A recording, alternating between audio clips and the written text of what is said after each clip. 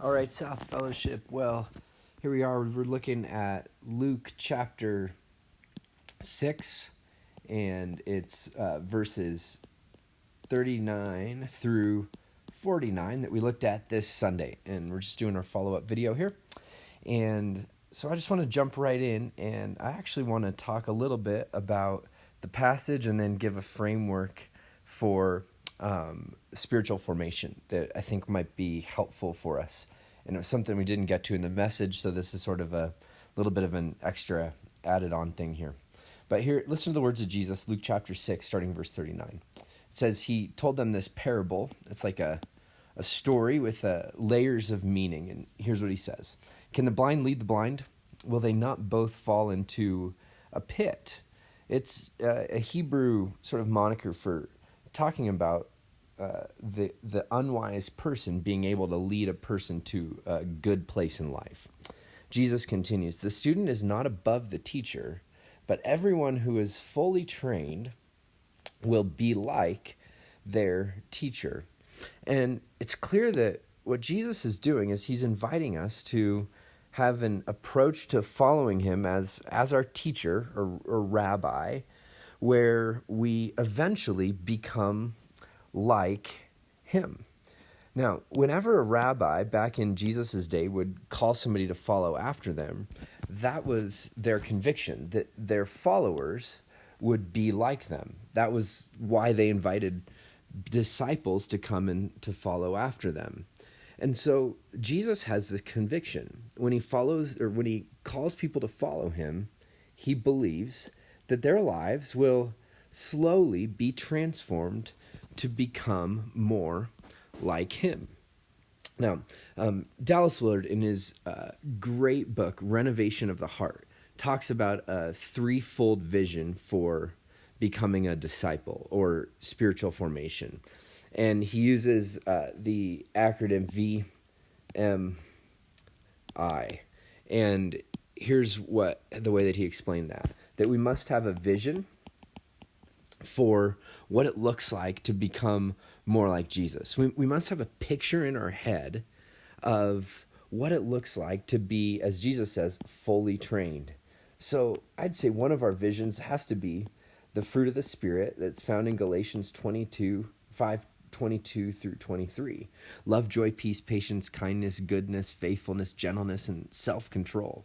That's part of the vision that we have for our life. The second, actually, I jacked these up here. The second is intention, and intention. And that's that we make this decision to go on a journey with Jesus, that we allow him to begin to shape us. And we actually begin to put one foot in front of the other when it comes to spiritual formation. And then the final thing is means. And these are where our practices start to come into play. So we have vision, we have intention, and we have means. And listen to the way that Jesus ends this section. He says, why do you call me Lord, Lord, and do not do what I say? For everyone who comes to me and hears my words and puts them into practice, like actually does them, I will show you what they're like. And then he goes on to describe a life that stands when trials come. And oftentimes we've thought of means or spiritual disciplines, if you will, in maybe like 2 or 3 categories. We talk about reading the Bible and we talk about prayer. But when we talk about practicing the way of Jesus, there is so much more out there than just reading the Bible and prayer. Those are great. But for a long time, followers of Christ have sort of divided up the spiritual practices in 4 quadrants. We've talked about individual and communal practices. And we've talked about practices of abstinence and practices of embrace. And there's a number of different practices or disciplines that can fit into any of these categories. Abstinence, so staying away from something, an individual, we could talk about fasting. We could talk about silence. We could talk about solitude.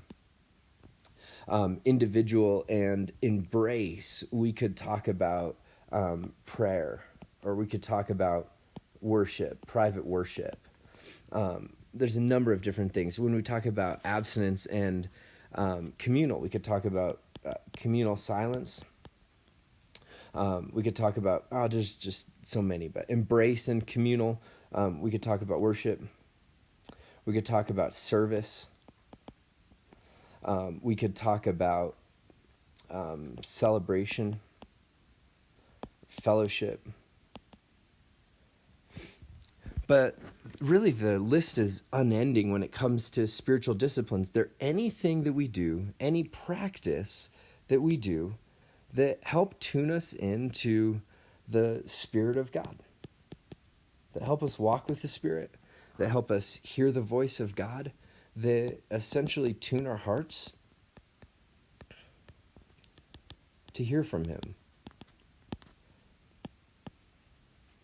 So Dallas Willard talks a little bit about, and I mentioned this in the sermon on Sunday, but the practice of, or the training to be more patient. He talks about choosing the longest line instead of the shortest line. He talks about driving the speed limit instead of speeding. And the invitation is to be creative in the way that we invite Jesus to start to shape and transform our life ultimately, so that we can become more like our teacher and rabbi and Lord and Savior Jesus. So, vision, intention, and 3, means. And I hope that helps give a little bit of framework to what it looks like to go with Jesus on this journey of practice and spiritual disciplines that actually help us transform and grow to become more like Him. So here's my question for you this week. Which of these things do you sense Jesus inviting you to take up so that you can become more like Him? All right. Thanks a lot.